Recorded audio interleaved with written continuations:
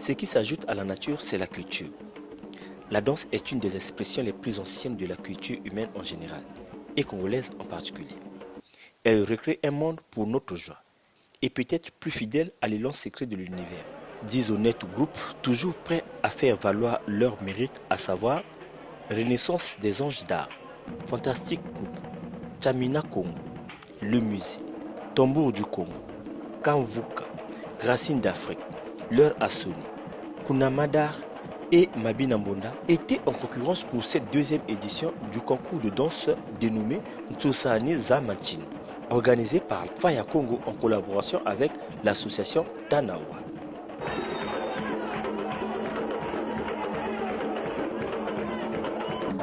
L'assistance était au rendez-vous dans l'espace Zao à Bakongo. Les challengeurs réclament au jury le succès à ce concours où le tam-tam risque à tout moment de dégrader le rythme, la chorégraphie, le costume et la discipline de scène, 3 critères retenus pour accéder au trône.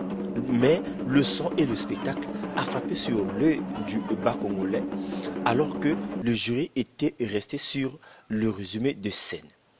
Ils ne nous ont pas influencés, c'est plutôt le travail qui a influencé sur les notes. Vraiment. Le jury a été libre. Pour faire notre boulot et puis voilà. Comme chef Jacques l'a dit, c'est le boulot qui a primé, tout simplement. Nous sommes déçus parce qu'ils ont gardé la chorégraphie des années 60. Alors que nous sommes en 2021. Donc il y a des groupes qui ne travaillent pas. Ouais. Le groupe Le Musée, doué et savant, a présenté une belle recette pour prouver au jury que nous y sommes.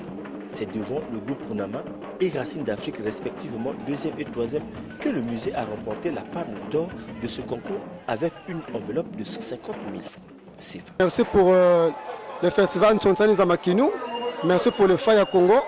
Vraiment merci. Mais vraiment, ça va faire du bien. En fait, je suis satisfait pour le premier prix parce qu'on avait travaillé.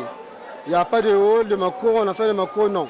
On avait travaillé, on a respecté le critère. On a respecté le critère, mouvement ensemble, chant et danse. Moi, c'est beau vraiment. Ce que vous avez fait, prochainement, il faut que la 3e édition aussi, ça soit comme ça. Parce qu'on ne donne pas ça à n'importe qui. C'est beau comme ça. Les spectacles, on doit les continuer comme ça.